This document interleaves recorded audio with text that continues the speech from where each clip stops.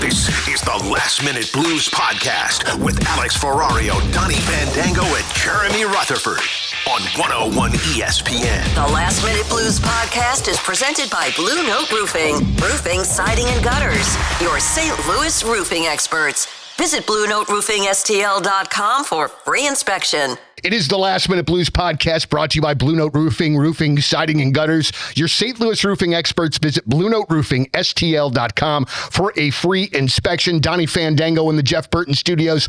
To my left, Mr. Alex Ferrario from 101 ESPN, also handling your Blues pre- and post-game for one more game in the 2025-2026 season. One more and sitting diagonal from me, covering your St. Louis Blues for The Athletic, Mr. Jeremy Rutherford. JR, what's up, dude? What's up? He doesn't get to say one more game because he's got one more game and then an entire offseason. And an entire offseason. And an offseason that is seemingly going to be busy as all hell. This guy's laptop is going to fry from how much he's been typing up stories over these last 2 weeks. So honestly, JR, and you have, man, there has been the ASL article, the Snuggerud article. There's been so much that you have had over the course of the last couple of weeks.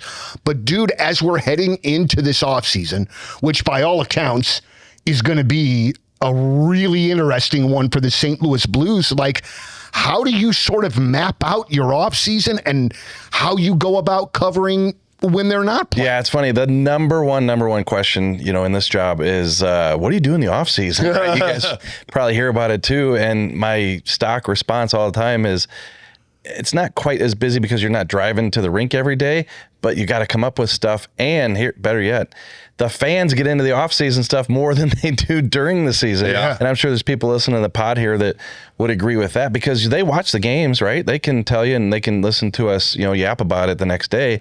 But it's the off-season when you're talking about what's the roster going to look like, who's coming, who's going. So we actually have a long list of things at The Athletic that they send out to every single writer. Hey, when your season ends, here's 15 great story ideas that people will get into. So I think I'll have off-season priorities on Thursday-ish, Friday. We'll have Doug Armstrong and Jim Montgomery and the players are talking this Saturday. Yeah.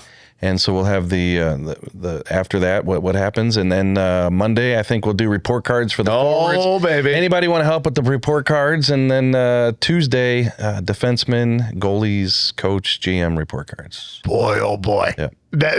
And honestly, like as a fan, I am completely looking forward to that. Like I can't wait to see what you're going to say and why you're going to say it. That's one of the reasons that I've always enjoyed reading you, JR, is because of the rationale and the reason that you give for whatever grade that it is, but that's exciting. Yeah, and it's tough. Like, I know some people don't always agree with the grades. Alex and I have talked about them all the time. I don't think you should. Yeah. Whoever agrees with their grades. Yeah, I know I did.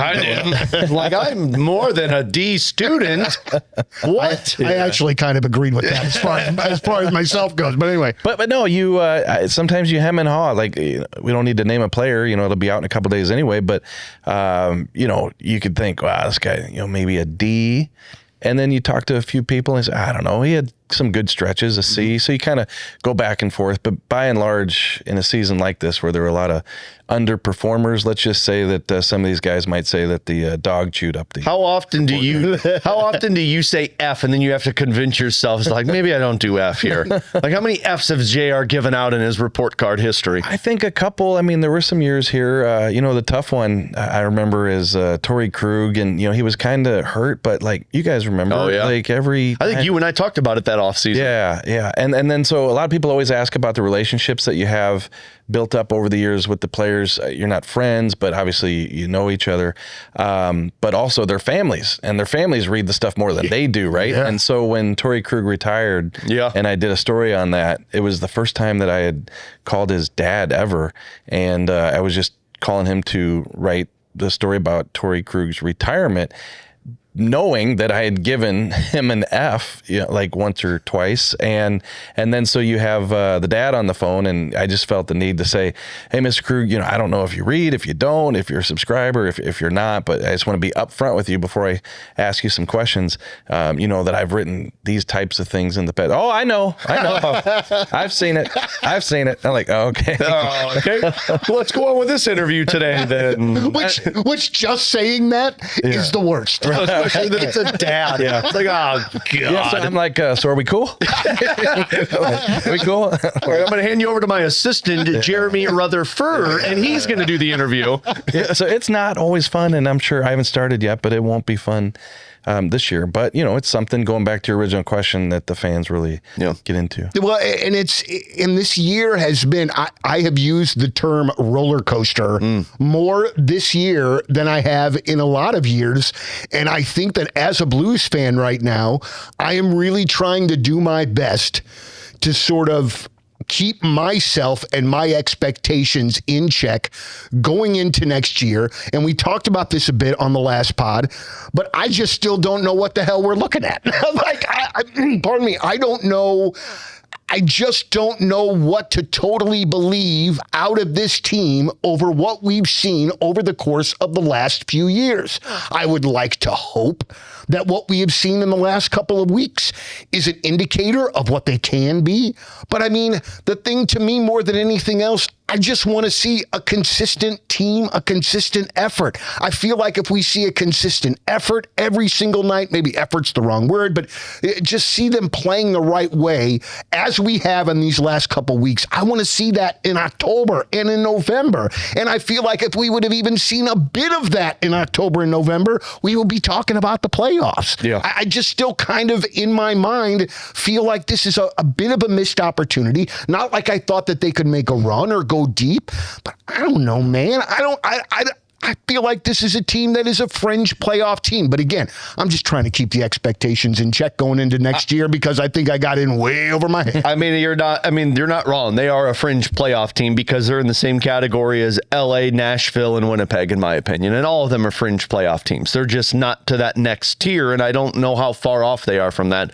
You're not in wrong company, though, because Jim Montgomery said it a couple of days ago. We talked about this to where, he was asked what he's learned about his team post-Olympics. And he basically said, I don't put a lot of stock into the way you perform when you're far out of it. Because, of course you're going to do that. But he's also mentioned, what matters is when the competition is at its highest. For me, I go back and I look at the San Jose Sharks and the LA Kings game a couple of weeks ago. That was the most pressure-filled games that the Blues have played. Because if they win both of those in regulation, we're still talking playoffs right now. Mm-hmm. And what do? They weren't ready to play in the first period, so they got beat up by the San Jose Sharks, pulled themselves back in, but weren't ready to play. And then the LA Kings game, they just didn't look the way that they've looked all post-Olympic break. So I'm kind of with Jim Montgomery, and it's what we've said all along. This stretch has been great. It does get you excited. I think you have had answers on, hey, you have a legit number one line. You've got a top defenseman in Broberg. You've got a goaltender that can handle the workload of being a number one goalie. But I don't put a lot of stock in what the Blues have done as a team since the Olympic break because this is non-pressure filled situations. There's pressure of, our backs are against the wall and we could still make a run. That's not the same type of pressure in October and November when Minnesota and Colorado and Dallas and Utah all look at it and say, this is where we make hay in the Western Conference. So this is a to be continued. You're not going to know where the team stands, in my opinion, until October or November next year. I would give Alex an A report card. First one ever. No A+, though. That's kind of a jerk move, man.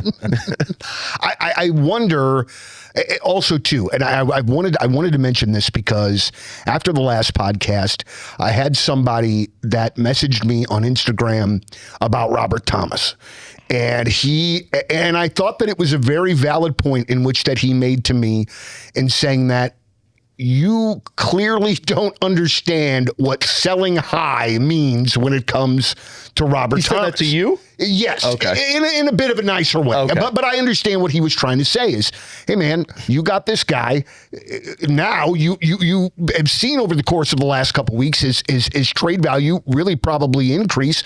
So maybe there's something to be said about moving him this offseason. I just don't know. I got to tell you, the last couple of weeks, I've just been more conflicted because even with some of these games, last night, there's so many Pittsburgh players that are scratched. And then the night before to Minnesota, so I just kind of don't know where I stand. Let me answer that comment from the fan that texted you first, because for people that say, like, you don't understand what selling high is, you got to sell him now. What's going to make it different between selling him this offseason and him starting off slow in the first couple of months of the season and then trying to move him in December or January?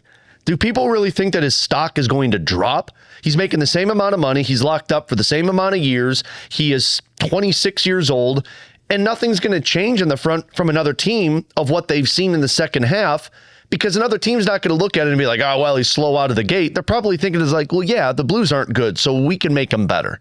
So I don't understand that thought process of, well, you got to sell high. This isn't like what Vladimir Tarasenko was, where the year he put up 40 goals and we were like, you got to get rid of this now. This isn't like what Justin Falk was this season, to where he's got 11 goals and you don't think he's going to touch this again. He's a 26-year-old player. And like, he is a legit number one center. It's just the consistency. So to me, this isn't a sell high because he's great now. If I'm the Blues, I'm looking at this as, hey, I want to see what he looks like for a full season. Does he prepare himself the right way to be ready to go in October? And does he continue that? Because if December he's the same player and he's not performing well and there's no consistency, then if you're the Blues, you're like, okay, we tried it, didn't work, not ready, time to make a fresh start. So I don't really understand the whole sell high thing. Yeah, I'm trying to put it into a nutshell here in terms of, I think that we as fans and media get caught up in the day-to-day, week-to-week with, let's just say, Robert Thomas in this situation. Wow, he's got 10 points in his last 4 games. Wow, look at that pass the other night. Yeah. I think managers, and if, we get Doug next week, you talk to a guy like Doug a lot, managers are looking at the prototype of the player. They're looking at, is he a 1C? Yes, he is. Can he make other players around him better? What's his contract situation? Maybe what kind of a locker room guy is he? And so whether it's Buffalo or Detroit or whomever, when they're thinking about making a deal for Robert Thomas, yeah, if he has no goals in his last 45 games, could his stock be down? For sure. But I think they're looking at the caliber of the player and making a decision on whether to trade for him based on that, which is far different than probably, we look at the situation. Yeah, the leadership aspect of it too, by the way. I'm starting to be more and more sold that he's going to be the next captain, because I don't know if people heard it, but Jim Montgomery's comments after the game last night, where he basically said, like, it was a pitiful first period, and I walked back and I told Robert, you've got the room. You know how this team is supposed to perform, so you've got the room. I find it interesting that, one, he told that to Robert Thomas, and two, how the team came out and responded in the second period, because they did. And who got it going? It was Holloway, Thomas, and Snuggerud's line. So that, to me, was kind of one of those moments, and I know there's a lot of people that are like, no, you got to give it to Jake Neighbors. I think Jake's time will come as a captain.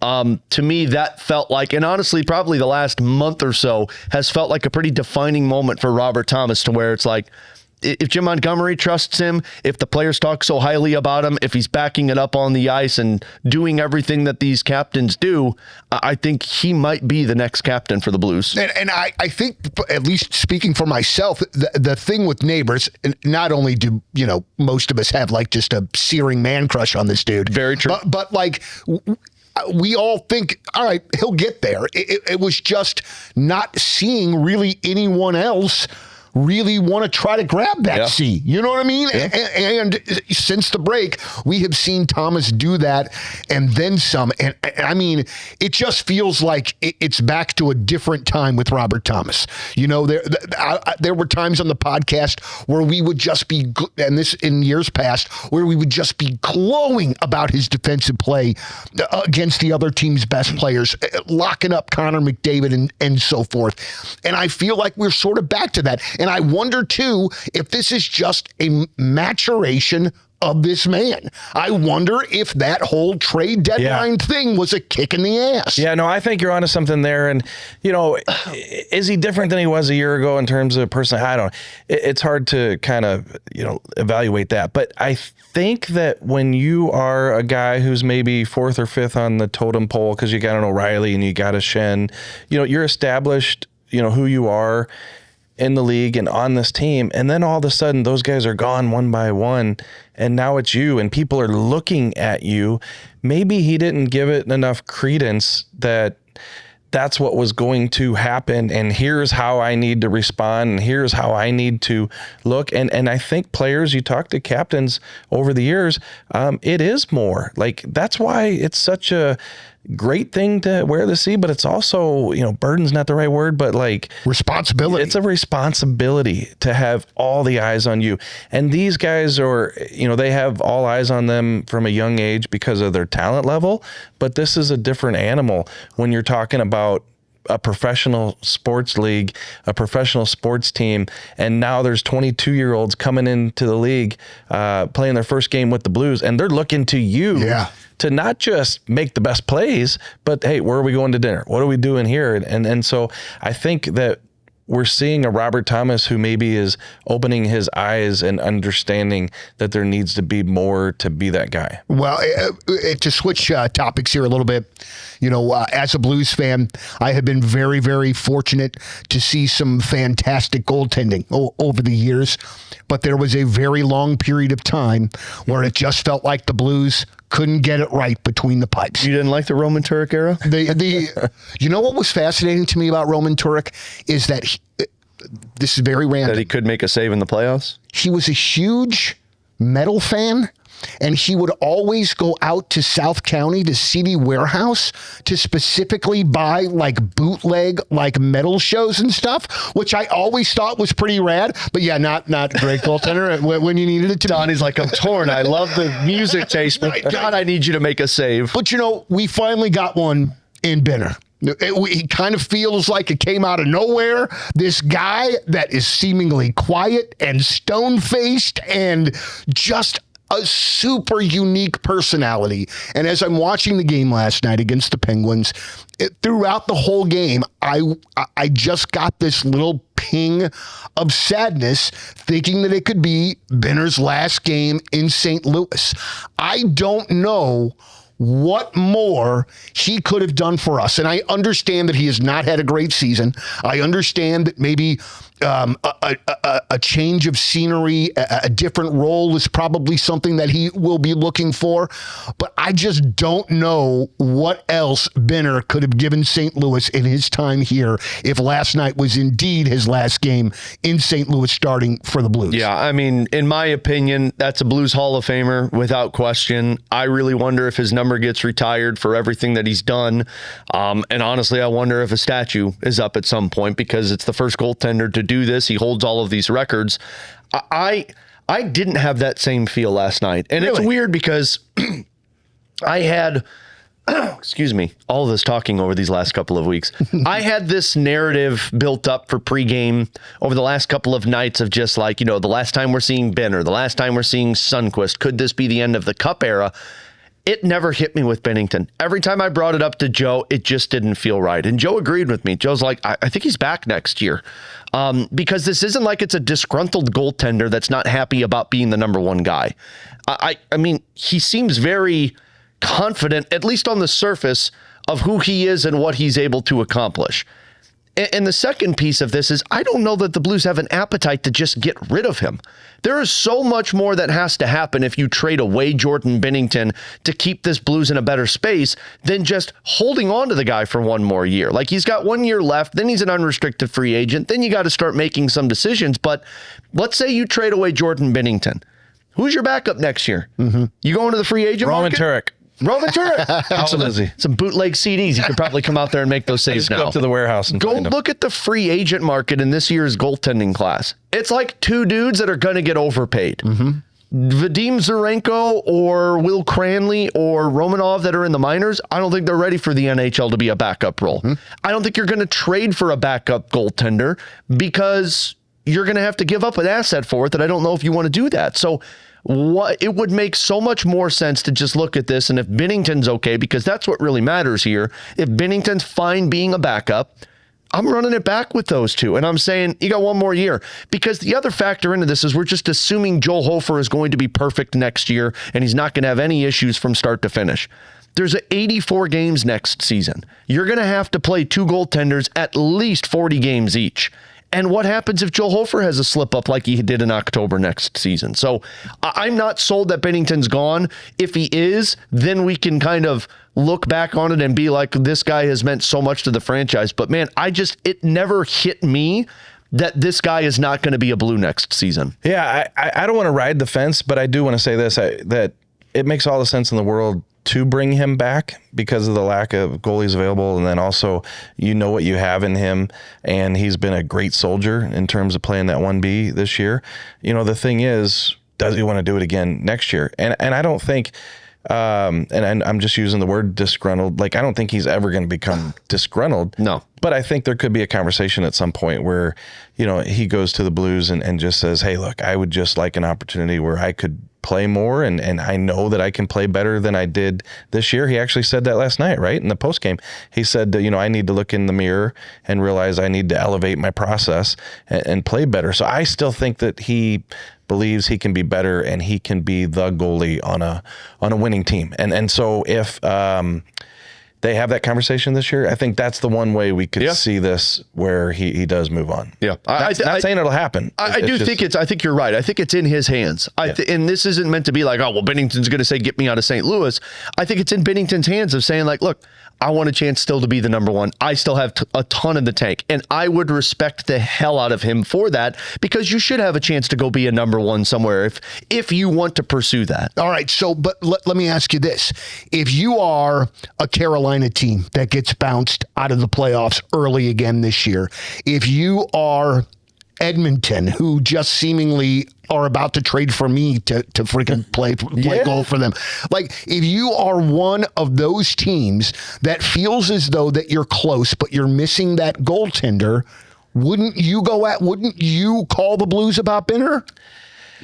Yes. I just wonder. Ooh, hesitation. After the way he played this year. And also, like, just what are you willing to put into it? Like, if you're like the Blues, it's kind of a catch-22 because, the Blues don't want to move them and not get anything back, because now they're giving up a good asset in terms of a guy who can be a great 1B for you. Yep. And if you're a Carolina or an Edmonton, you don't want to give up much because you don't know if he's going to return to the guy that he was. So I think that's the question. Yeah. Well, and I actually don't think it's a team that could get bounced out of the playoffs. I think it's a team that missed the playoffs. Like, I wonder if San Jose tries to go aggressively for Jordan Binnington, because what they missed by is because of goaltending. But isn't Askarov still a young enough goaltender that they would kind of want to ride with him a little bit more? You'd think you'd want to build with that, but I also think if I'm San Jose, I got to taste the playoffs at some point. Mm-hmm. Now, I know this is super early in the process. They're probably not like, we missed the playoffs, but like if Celebrini, getting old. Yeah, he's 22 next year probably. But if I've got Macklin, Celebrini, and I was that close to the playoffs, then why not give my team an upgrade if I can? It doesn't mean Askarov all of a sudden isn't a number one guy, but maybe he takes the same trajectory as a Joel Hofer, to where a couple of years of working behind a Jordan Binnington. So I actually wonder if it's more likely a team goes out there and tries to get him to try and bump them into the playoffs next year rather than, or Utah. Maybe Utah's a really good example. If they get bounced in the playoffs next year, do they look at a guy like Jordan Binnington? All right, so let's do this. Let's take our first break, and I can't wait to come back and ask you guys the question that I am going to ask you. We have the second segment of the Last Minute Blues podcast coming your way next. This question, in which I am going to ask you guys, is going to be a question that is going to cause arguments when Blues fans are out having beers, or when they're just talking Blues hockey. When we are here, when we're talking about a transition getting ready to happen in the front office with Alexander Steen taking over as general manager, how will we remember the Doug Armstrong era as GM in St. Louis? Because there is a lot of ins and outs and ups and downs to that question. It's got to start with the Stanley Cup, all right? But there were some other things along the way there, that moves that he made that were highly questionable. Not giving Petro the no movement or the no trade. It feels like the Blues never have really kind of caught up since then. How will the Doug Armstrong era be remembered in St. Louis? And I don't even really necessarily mean like in the next year, because I think fans are still going to be very prickly when it comes to him. No. But this is just a very interesting story to me, because it's not really clear cut to me. Well, I don't know. Go. Before you answer it, though, let me provide some context on this, because I saw this. Now, there's one more game left, so take that in mind. Doug Armstrong, 16 seasons with the Blues, 1,238, or really 1,239 games played. 681 wins, 427 losses, a 132 in overtime. That's good for a .602 point percentage, which is sixth best in the NHL in that time frame. A plus 265 goal differential, a power play that was 20%, a penalty kill that was 81%, made the playoffs 11 of the 16 seasons, 3 division titles, 1 Stanley Cup under his belt. That's so here's my thought process with it. I think a lot of people are in the recent mindset of Doug Armstrong, to where it's, you put him into a retool that hasn't looked good. You moved off of guys that you shouldn't have moved off of. You didn't give contracts to guys that probably should have gotten contracts, and you put yourself in a tough spot with the guys that are here. I totally get all of that. But not only do you start with the Stanley Cup with Doug Armstrong, you also start with a team that was coming out of a rebuild. Because remember, 2006 was first overall, 2008 was fourth overall. They made the playoffs in the 2008-2009 season, missed the next 2, and then from 2011 up until 2023, always a playoff team with the exception of one season. So I look at Doug Armstrong's tenure, and I'll sit here and say, yeah, there have been mistakes that he would probably acknowledge that put them in a tough spot where they're at now. But more times than not, he made the move to keep the Blues afloat or to make them more competitive than they were the prior year. It's just, I think when Doug tried to transition with the league of smaller defensemen, offensive-minded defensemen, Torrey Krug, Vince Dunn, Jake Wallman, Scott Perunovich, that got away from the Blues identity, and it kind of like you tried to jump ship with the league, but the league reverted back to what you were, to where big body defensemen, physical style, and that's what wins hockey games.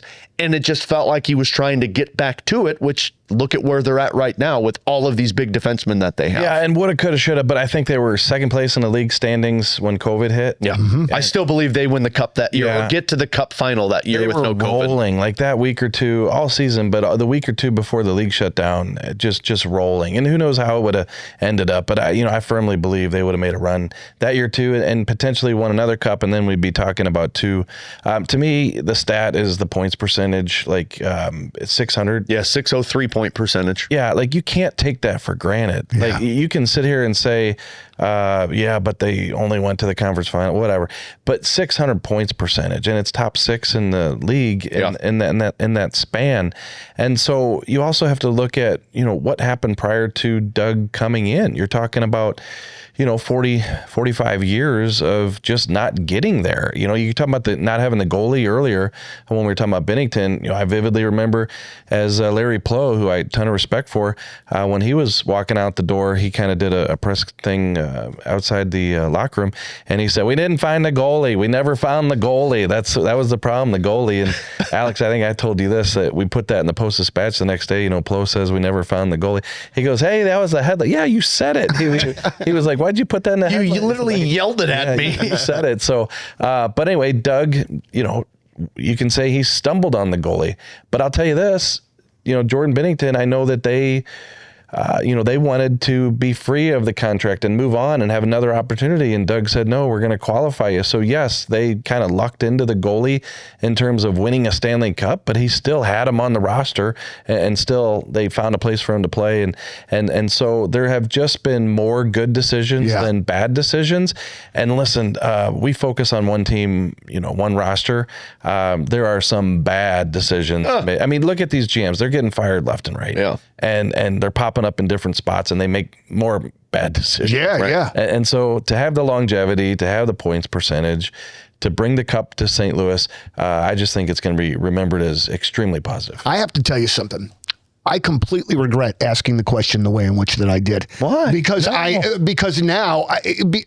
there's no way that his tenure can be looked back on as a negative. Oh, I wouldn't say there's no way. I think people will debate this with Doug Armstrong, because if they go into this in this next tenure with Alex Steen, and Steen takes over and the team is still stuck and they're unable to move off of contracts and they're just kind of shuffling their feet, I think people will blame Doug Armstrong. Yeah. It's actually interesting. We talked about this on BK and Ferrario. If you look at Doug Armstrong's numbers and then compare it to John Mozeliak's numbers, they're eerily similar.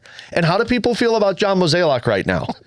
I know. So like we have all just said that like Doug Armstrong, in our opinion, has done a phenomenal job. Yeah. I don't think you framed the question poorly at all, because I think this will be debated moving forward. There's a lot of people that think Doug screwed up not signing Alex Pietrangelo, by trading away Ryan O'Reilly, by not re-signing David Perron, and by giving contract extensions to Kyrou and Thomas and Buchnevich.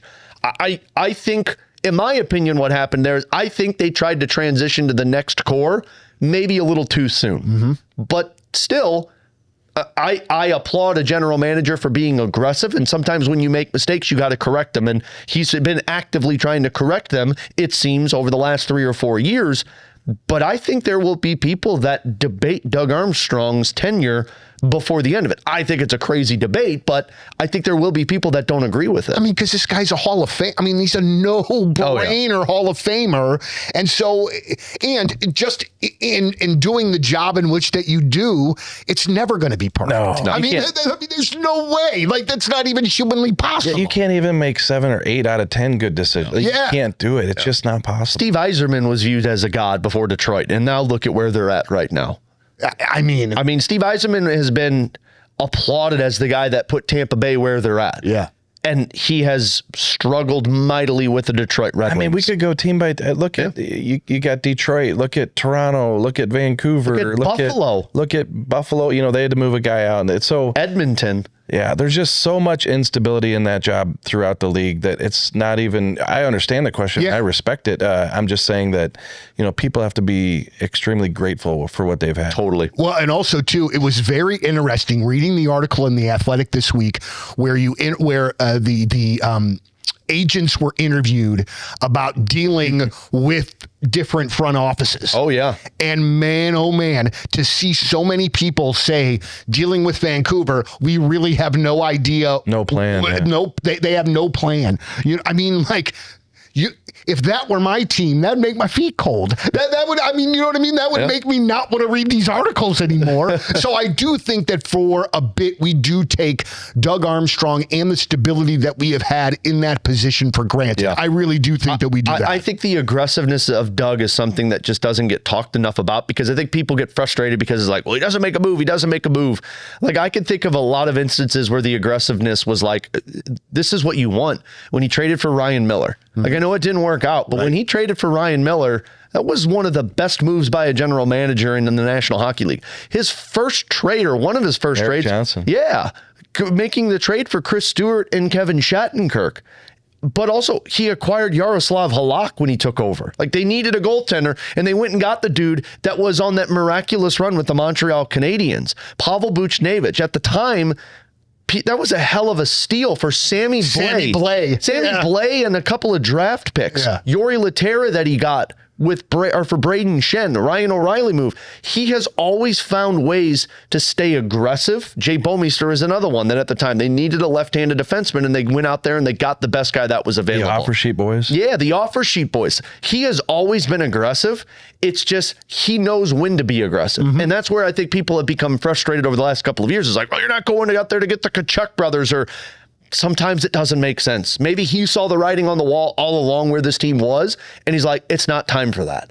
So that's kind of where it's like, man, the guy has been aggressive. But this summer is for Brady. Well, no. Yeah.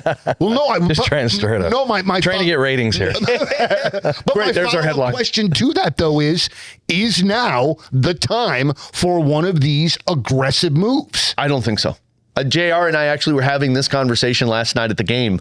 I think people look at Minnesota. Why did Minnesota get aggressive and say now's the time to go get Quinn Hughes? Well, I think part of that, though, was because they had freed up a ton of friggin' dough with the players finally, with those two players that they had been paying for forever. Yeah. I think you're right, but and this is just my opinion on this. If they only had Kirill Kaprizov playing at the level that he was at, and let's say they had a ton of other dudes that were just second or third line players, do you think they would have gone after Quinn Hughes? No. They may have, because it's Quinn freaking Hughes, but I really wonder. I told JR, I think the reason Minnesota finally said now's our time to push was because Matt Boldy became a 50-goal scorer, because Brock Faber looked like a number one defenseman, because they had secondary pieces that looked like they belong in the National Hockey League. So, like, I look at the Blues and I say, does it feel right to go aggressive to go get that big-time player? I think you're maybe a year away from that still. Yeah. I think you need Jimmy Snuggerud and Dylan Holloway to put together an 82-game schedule that resembles what Matt Boldy does, and then you say, cool, now we're ready to push. Like, I think you're still waiting for Carbonneau and Jiricek to figure out who they are, depending on what this draft looks like. I just wonder if this isn't the time yet. You're still a year away from letting these guys really come into who they are at the NHL. It depends what caliber, level, type of player we're talking about here in terms of what we're all saying is a big ad or that big move. Because if it's a player who's 25 or 26 and he's available and you can move some assets to get him and he can come in and grow with this young core and become the player that you guys, we're all thinking this guy could become, then yeah. But is it the time to go out and get that 28-year-old, 45 goal scorer who's got 2 years left on his contract, put you over the edge type thing? Are we talking about Brady Tkachuk? Is that what we're talking about? No, buddy. Oh, okay. Yeah. But hey, listen, Brady, I know he's had, been a little bit inconsistent this year. It's been a busy year, right? For a guy like Brady. A little bit. But hey, could they make the trade for him tomorrow and he comes in and next year just, you see him instill this new life in the team, and now all of a sudden with Tkachuk playing physical, you got Snuggerud scoring, and this guy, Dvorsky making passes, Jiricek coming in. Yes, that could work. I'm not saying that can't work. I just think that they are still, like Alex said, a year or two away from. And listen, you might say, no, go out and get so-and-so. Okay, but if in 2 or 3 years now Snuggerud and all these guys are ready and you've got your money tied up and that guy you went out in 2026 and overpaid for, or now he's aged out, then now you don't have the money to go spend on whoever is available in 2029. And you got to worry about you over the top. And you got to worry about what the holes look like at that time. Yeah. Like, you may have a hole at that point that's not the same as the hole right now for your team. But I don't necessarily at all think that it is going to be the Blues. But don't we really think, though, that the Brady Tkachuk time in Ottawa has got to be getting close to the end unless they do something big this offseason? That's right. They were chanting his name after a game a couple of nights ago. I think the narrative of Brady Tkachuk and the fans in Ottawa wanting him out is a little overblown. I think they don't like some of the political stuff that's going on, which I can understand. They want a team that's competitive. And if you trade Brady Tkachuk, you're not a playoff team in Ottawa. Right. I just meant more, is he going to want out more than that? That's something that you have to consider. Yes. Because he's got 2 years left after this season? And it's a possibility. The only thing is, things change week to week. What if they go 3 rounds in the playoffs and then Ottawa gets the juice to say, hey, now we're going to go add another big player or two, and if he's got a consistent ability to win Stanley Cup after Stanley Cup. Right. So you can think what you want to think about Brady not wanting to be in Ottawa, not you, but fans who talk about that. And then all of a sudden things change. They make a run, and now all of a sudden he wants to be part What's interesting about it, though, is I do think at some point, Ottawa's going to have to start talking to him, though. Now, I think he's got 2 years left, but like if you're Ottawa, you got to do your due diligence and be like, look, man, free agency is going to be coming up soon. What's the ordeal here? Because if he flat out tells them, I don't want to be back, you gotta make moves at that point other than just say, no, we'll just keep running it back. So I don't know. I think to your point, yes, that's a valid question. Right now, though, I don't think that atmosphere is anywhere near it because they just got their first taste of the playoffs. Yeah, absolutely. And also, too, like you're saying, kind of, JR, you get a couple good weeks out of Ullmark in between the pipes, that team looks, not looks completely different, but maybe kind of puts that in a bit of a different light. Well, let's do this. Let's take our final break. We'll come back with some of your emails. It's the Last Minute Blues podcast. If I'm going to rate my performance today, if we're throwing out grades, A+. No, dude, I'm going C-. Get out of here. Yeah, I was thinking. I just I don't think that I've really brought it the way that I needed to with the Tkachuk situation, with the Armstrong situation. On. I feel as though I could have tightened it up, so I'm giving myself a C. No, I am. I'm doing it. I think you ask valid questions, you get an A+. I'm giving myself a C. Also, too, here, can we talk about maybe potentially who could be coming on the podcast in the next week or so? We can. It's not confirmed yet, though. Mm-hmm. So I don't know if we want to spoil it. Got it. Let's say it's a big guess. I think we talked about it on TMA already, so we might be able to. Okay, well. They did mention it on TMA, but we don't have to mention it. They mentioned on TMA there is a strong chance it is not confirmed because schedules can change. Have the guy we just talked about. Yeah, Doug Armstrong will hopefully be on Wednesday. I wonder how Doug Armstrong will react to me. We actually talked to Roger about that last night. We're like, we wonder. He goes, he's probably listened a few times. I go, cool. He's going to call him Duck Blind Donnie too then. Tom warned him. I could see Doug being amused by me, i.e. Tom Stillman.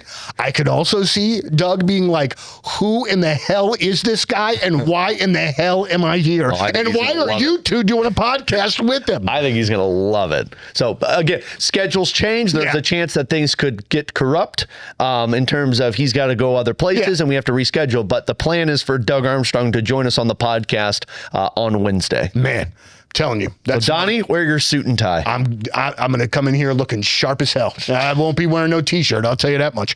All right. So we've got a few emails here real quick, guys. Meanwhile, Doug's going to roll in a t-shirt and shorts.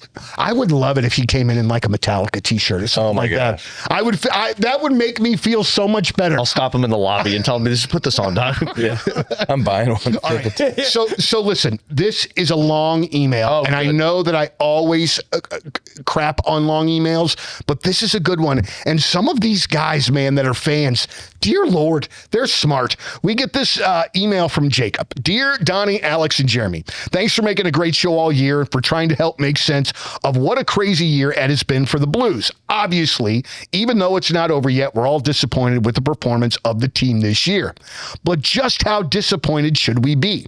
I think the math below shows how much, but do you think this is oversimplified? Show your work. I think the math below is the perfect line in an email. Dude, he did show the work. All right, hold on here. Conclusion, skip the math. The disappointed factor is 13 to 24%. Here's the math. In last year, this is so great. In last year's end of season press conference, Armstrong said his goal was for the team to get 5% better in 25-26. Last year, the Blues finished with 96 points.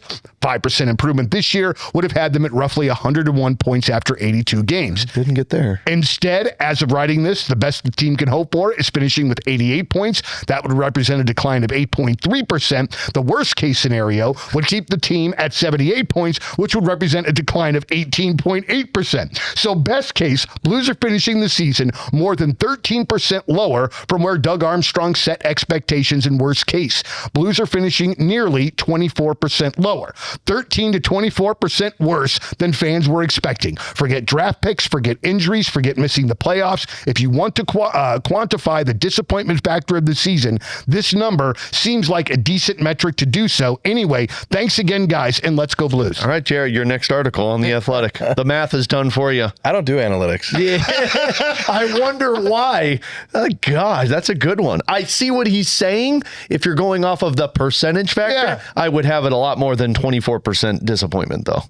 Just because the guys that underperformed were the guys you were expecting to be the stars of the team, and they underperformed for you. Donny, are you going to do anything with that paper? I could take it to the Armstrong presser on Saturday. Oh my God. Could you imagine JR standing up with his question and reading that whole thing? I as I'm reading this yesterday, I'm just chuckling, and I'm reading it, and I'm like, I'm sort of agreeing to a certain extent, but I do think that it is more than 13% disappointment is just way too low for the season that this was. Absolutely so. This one is for you, Alex. This is from Kristen. She says, and this is funny. Good morning. Love the show, guys. I was wondering if you could restate what the prospects guy said about Ivar on the pregame last night. My kids were yapping and I couldn't rewind the radio. That's amazing. So I reached out to this guy to have him on pregame last night. He goes by the name of the Prospect Don on Twitter. His name's Anthony Donati, and he's done some really cool work over these last couple of months. He's put videos out there breaking down these players. He's also interviewed these guys at World Juniors tournaments, at the under 18 that's taking place right now. And so I had him on to just talk about the Blues draft. And he seems to think that there's a chance Ivar Stenberg doesn't go in the top 2. And he said he wonders that if he drops down to 3 or 4, if that could be a spot that the Blues trade for him. And he said a big reason why he's wondering, and he's kind of like the tinfoil theory like I am, he said Ivar has made it pretty known he'd love to play with his brother. Mm-hmm. He says it a lot. He was in Missouri during that Wild game a couple of nights ago and had like a Missouri hat on with his shirt on.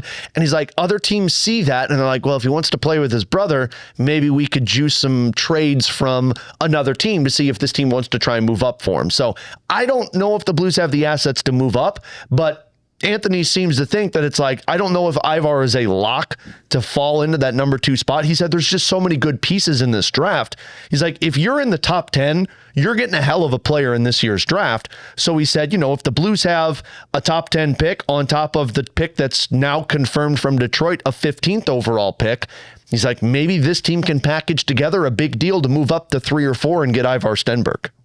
I'll be damned. But really you don't, but he doesn't think he's one of those. That's the first time I've really heard him described as not like one of those unique type talents that you just do not miss on with one of those first couple picks. He believes that he is. Okay. He said he wonders if some teams don't see it the same. He's a little bit smaller. He's Swedish Hockey League versus some of these defensemen. And he said defensemen are just such a commodity that when you have, he said there's 4 guys that look like legit number 1 defensemen in the NHL. He compared it to the 2023 draft with defensemen that I think there was 5 guys taken in the first 12. And then he compared it to the 2008 one where there were 7 guys taken in the top 15. And that was the one with Petro and Doughty and Hedman and Erik Karlsson. Wow. So he's like, this is a really deep draft for defensemen. So he said, if teams are skeptical of Ivar, either his play or if, the interest of playing in St. Louis, he said, I wonder if a team looks at it and says, well, let's see if we get a defenseman instead. And then maybe if Ivar he's not dropping below 4. Right. He's not dropping below 4. Frankly, in my opinion, he's not dropping below 3. He just said if he drops a little bit, meaning 3 or 4, does one of those teams look at it and say, well, we get 2 picks in the first round on top of a prospect and maybe a really good player, and the Blues can get the guy that they really want and that wants to play with his brother. What did you guys just say? My kids were texting me. I missed all that. I like how she said they were yapping. Mine yap all the time. And that term is just fantastic. I got a 1-year-old that yaps. One more for you here. A wife that, Whoa! Oh, yeah. Everybody in my household yaps. So I get it. One last email. This is coming from Dylan, and we know Dylan as the biggest Tyler Tucker fan in the bi-state area. So, but this is not a Tyler Tucker question. Wow. Hey, gentlemen, Bergeron has been amazing to watch. After picking him up this season, we've seen elite passing ability. He still kind of feels like the odd one out. Why is that? I understand the Blues tend to not develop their skilled players the best, Texier and Kyrou, but there's something with this kid, and I'd hate to see his talent wasted here. Just asking for your thought and insight. I don't think Texier and Kyrou should be great examples. Maybe Kyrou, but Texier. Do you guys remember the Texier fandom in Montreal that first week where they were like, the Blues screwed up another one, and I don't think he scored a goal like since then. He's been healthy scratched. Like, that was fun. This one is a head scratcher, though. It really is. And, we've talked to Jim Montgomery about Bergeron a couple different times, and he's always been a big fan of his play in terms of the skill level that he has. Now, he has said that, he needs to bring it in other areas of the game. It happens with a lot of the skill players. I don't know. You got 12 spots, right? And they've moved a lot of guys in and out. Is Druin part of the future? I think Alex and I agree. No, Sundqvist could be his last week or two in St. Louis. The past couple weeks, you're getting him in the lineup. Stenberg, you want to see what he's got. So maybe it's because they feel like they know what they have in Bergeron, and you don't have to trot him out there every single night. I don't know. I don't want to say that it's a mistake. It's just more of a head scratcher than most guys. That's been my biggest thing. I just don't understand it with that, but at least I can try and explain it. Like, the only guy that you're really taking out of the lineup would be Druin, because Bergeron's not a fourth line player. You're not playing him on the fourth line, so he's in your top 9. And I really wonder if they're either showcasing Druin or they're just saying, like, let's see what he's got. We need to see if this guy is a piece of it because he's got a year left under his contract. I think JR is right. I think they already know what Bergeron is. And they're like, this guy will play on our team. It's just we got to figure out what some of these other pieces are. And you can't scratch anybody else. So I think the one option was Druin, and it's Druin over Bergeron. I think they know what Bergeron is. They got to figure out a little bit more what Druin is before they make the decision on him in the offseason. What kind of deal would because Bergeron's a free agent? RFA. Restricted, yeah. Okay. So he's theirs. I would imagine you're probably talking about another 1-year deal. Right. Probably. Because he's 25-ish? Yeah. So, I mean, it's not like this guy's needing to get to free agency. I got to imagine you're talking a 1-year deal and you just say, like, hey, you get another prove-it year. Because, it's not a sure thing Justin Carbonneau is playing on this team next year. Right. Like, I could absolutely see the Blues looking at this and being like, let him play in the AHL for a little bit. If Steve Ott's the coach next year, I could totally see them say, we're going to give him 10 games in the AHL first. And then Bergeron's playing in your top 9 no matter what. And then as he develops, then you get him up here and he plays in the NHL. All right. Well, boys, I think some good things have been done here. Some good things. Hey, how are we? Yeah, because Did you raise your level yet? Are you still going to be a C? I'm still C. I said we've done some good things here, meaning you guys have done some good things here. So we're going to podcast next week. What are we doing in the off season? I know we could talk about this off air, but this is live radio. I think we're going to podcast. I got to find out if it's weekly or bi-weekly, but we will be podcasting. All right. I know JR can't wait to hear that.